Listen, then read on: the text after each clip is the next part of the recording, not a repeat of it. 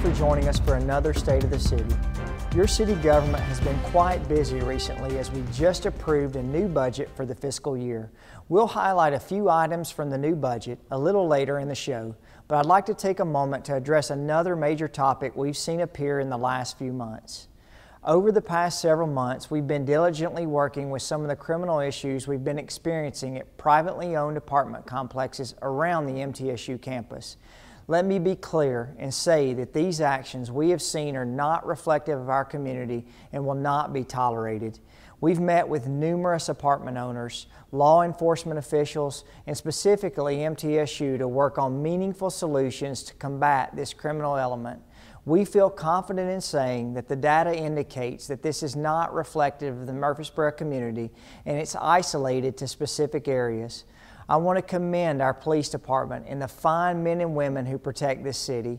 We have increased saturation in this area and arrests have been made in the last several weeks. Let me tell you about a few of the things we're working on. One, we will be signing a memorandum of understanding with MTSU that will allow their police department to increase their reach to these outside apartments and assist our police department in patrolling these areas. Two, we're working on an apartment credentialing program.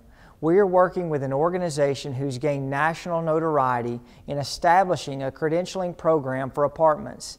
Things such as lighting, parking enforcement, criminal leasing language, and other variables are taken into account to make sure complexes are doing the things needed to provide a safe and livable environment for their residents.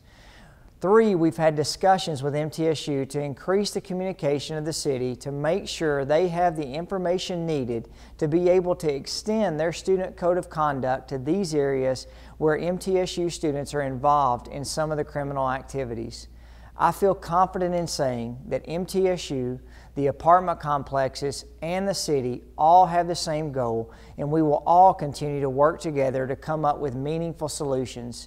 Please visit our website, murfreesborotn.gov, as we continue to provide updates on everything regarding this matter. The city's new budget took effect on July 1st, and I wanted to take a moment to highlight some of the items that will be of interest in this new fiscal year.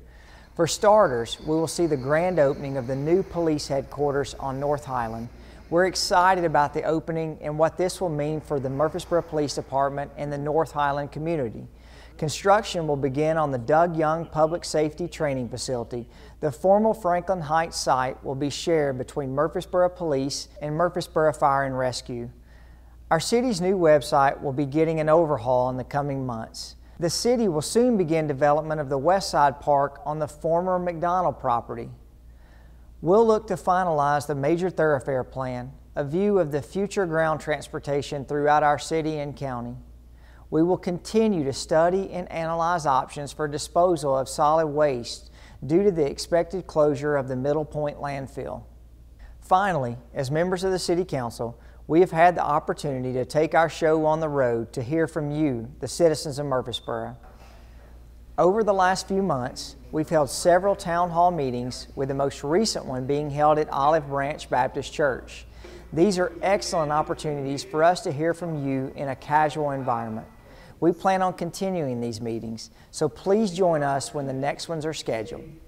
Don't forget to check us out on social media by visiting the city's website at murfreesborotn.gov, or you can catch us on YouTube as well as Facebook and Twitter. Thank you for watching, and we'll see you the next time.